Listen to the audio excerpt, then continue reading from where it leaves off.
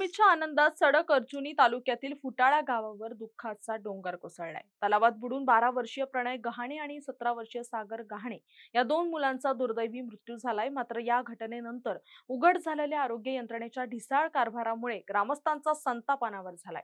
मिळालेल्या माहितीनुसार 5 मुलं रंगपंचमीनंतर तलावात आंघोळीसाठी गेली होती। खोल पाण्याचा अंदाज न आल्याने दोघे बुडाले। स्थानिकांनी त्यांना बाहेर काढून सौंदड ग्रामीण रुग्णालयात दाखल केलं। डॉक्टरांच्या मते दोघेही कोमात होते। पण धक्कादायक बाब म्हणजे रुग्णालयात 2 रुग्णवाहिका असूनही एकही उपलब्ध नव्हती। परिणामी मुलांना खासगी वाहनातून हलवावं लागलं। ऑक्सिजन सिलेंडर रस्त्यातच संपल्याचीही माहिती समोर आहे। 12 ते 13 कोटी खर्चून उभारलेली इमारत, पण ना आयसीयू, ना जीवनरक्षक साधनं, ना पोस्टमॉर्टम सुविधा। वेळेत उपचार मिळाले असते तर हे जीव वाचले असते का, हा संतप्त प्रश्न आता ग्रामस्थ विचारतायत। घटनेनंतर रुग्णालयासमोर नागरिकांनी घेराव घालत प्रशासनाविरोधात तीव्र नाराजी व्यक्त केली। मोठा पोलीस बंदोबस्त तैनात करून परिस्थिती नियंत्रणात ठेवावी लागली। ग्रामीण आरोग्य व्यवस्था सक्षम असल्याचा दावा करणाऱ्या शासनाला हा आरसा नाही का? 2 निष्पाप जीव गेल्यानंतरच यंत्रणा जागी होणार का? फुटाळा गाव आज शोकमग्न आहे। मात्र जबाबदारांवर कठोर कारवाई आणि तात्काळ सुविधा उपलब्ध करण्याची मागणी आता जोर धरतेय। डॉक्टर आशिष नाईक, वैद्यकीय अधीक्षक सौंदड। मी आज आपल्याकडे सुमारास 11:15 दरम्यान पाण्यात बुडून 2 बाळ आपल्याकडे आणण्यात आले होते। एक सागर गहाणे आणि दुसरा प्रणय गहाणे। प्रणय गहाणेचं वय 12 वर्ष, सागर गहाणेचं वय 17 वर्ष। दोन्ही कोमॅटोस कंडिशनमध्ये होते, शॉकमध्ये होते।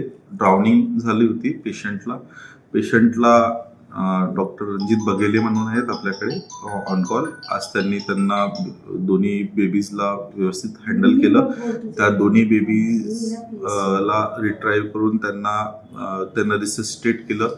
त्यांचं पोटातलं पाणी काढलं, छातीतलं फुफ्फुसातलं पाणी काढलं। त्यांचं श्वासाचं रेट सुद्धा 94 पर्यंत आणलं आणि सॅच्युरेशन जे आहे 98 पर्यंत आणलं। आणि दोन्ही बेबीज यांना इमर्जन्सी ड्रग्स देऊन बेटर कंडिशनमध्ये इथून ट्रान्सपोर्ट म्हणजे इथून रेफर करण्यात आलं। रेफरच्या वेळेस आपल्याकडे 108ची आणि 102ची ॲम्ब्युलन्स त्या कालांतर उपलब्ध नव्हती।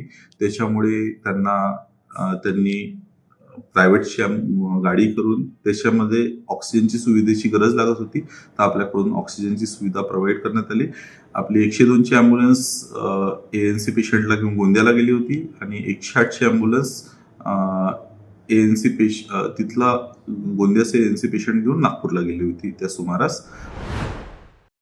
या ठिकाणी 2 बाबी माझ्या लक्षात आलेल्या आहे। पहिली गोष्ट, या ठिकाणी ॲम्ब्युलन्स उपलब्ध नव्हती। त्या ठिकाणी ऑक्सिजन सिलेंडर या ठिकाणी उपलब्ध नव्हते। त्याच्यानंतर इंजेक्शन वेळेवर लावण्यात आलेलं नाही। हे 3 आणि पानं जे आहे सिलेंडर खोलायचं तो सुद्धा अवेलेबल नाही। या ठिकाणी महाराष्ट्र शासनाच्या 10 कोटीच्या ग्रामीण रुग्णालय सौंदड या ठिकाणी बनलेलं आहे। एक सरपंच म्हणून समितीमध्ये सुद्धा आम्हाला सदस्य म्हणून ते घेत नाही, लोकप्रतिनिधीमधून त्या समितीमध्ये टाकत नाही। कारण की आम्ही जनतेचे प्रश्न नेहमी मांडत असतात। या ठिकाणी जे समिती आहे त्या समितीच्या माध्यमातून या ठिकाणी आढावा बैठक घेण्यात येते दर 6 महिन्याला। तरी या ठिकाणी प्रमुख मागणी आहे की डॉक्टर जे होते ऑन ड्युटीवर त्याला तुरंत तात्काळ त्याला निलंबन केलं पाहिजे आणि चौकशी समिती घेऊन त्याची सखोल चौकशी झाली पाहिजे। कारण की याचा दोषी कोण आहे।